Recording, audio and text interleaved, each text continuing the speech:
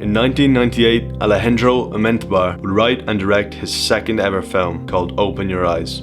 And in 2001, Cameron Crowe would go on to help rewrite and then direct the American remake called Vanilla Sky. Now I want you to stop and pause this video if you've not watched Vanilla Sky. You have to look it up on a streaming service or if you have it on physical media and just watch it right now.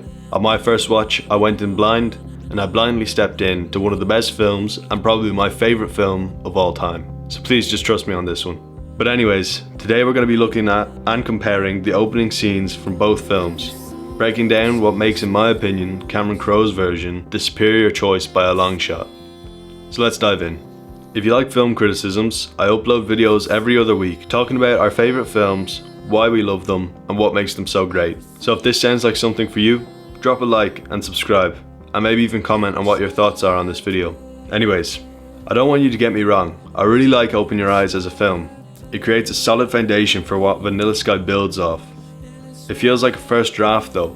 It has its core ideas, its main story beats, but without some additional input, it all just seems to fall flat. And I think one of the best examples of this is its opening scenes. The opening shot of a film is very important. It's really interesting to me to see the drastic and completely opposite approaches that these two directors take. Open Your Eyes starts with a very close-up shot of the character's point of view, while Vanilla Sky starts with an ultra-wide, eagle-eyed shot droning through New York City. These two very different approaches achieve two very different things. Open Your Eyes creates an intimate tone. You quite literally become the character as much as possible. You see right through their eyes, from his point of view. While the wide shots of Vanilla Sky does the exact opposite. It creates distance between you and the character from the very first frame. It makes you feel like a spectator, like David has given you a one-time special invite to his extravagant and exciting life, and you're just so lucky to catch a glimpse. The next sequence, we see him looking at himself in a mirror. But yet again, the filmmakers take different approaches. The performance changes the meaning of the scene. Eduardo takes a relatable approach. He looks tired, he's weary. He really sells that this is just a routine.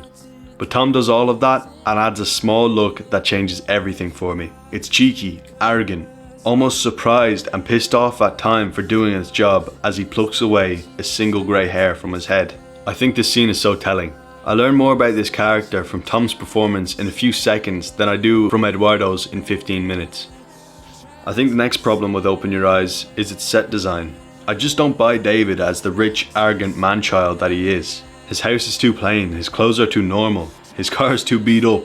I think the choices made in Vanilla Sky to make his house bigger and more modern, his clothes better tailored, his car more expensive, instantly changes my perception of the character.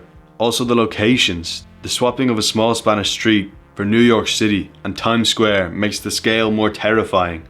It makes his nightmare more visceral, while also amplifying the reflection of this cold and empty character. This scene visually introduces us to him. And I think the last big difference between the remake and the original is its music choice. I do really like the score of Open Your Eyes, but in Vanilla Sky, the use of Radiohead is so unsettling, amplifying the conflict, but then later to bring in Paul McCartney, to bring you a sense of comfort. I don't think anyone could create a score for Vanilla Sky that would beat its soundtrack. And this also ties in with concepts at the end, that his dream world was built around his favourite films and songs and albums. That way I think it's better to have a soundtrack rather than a score. These changes to the film upgrade it from a good film to a masterpiece, showing us that intention is everything in filmmaking. Anyways, thanks for watching. If you enjoyed, subscribe and I'll see you next time.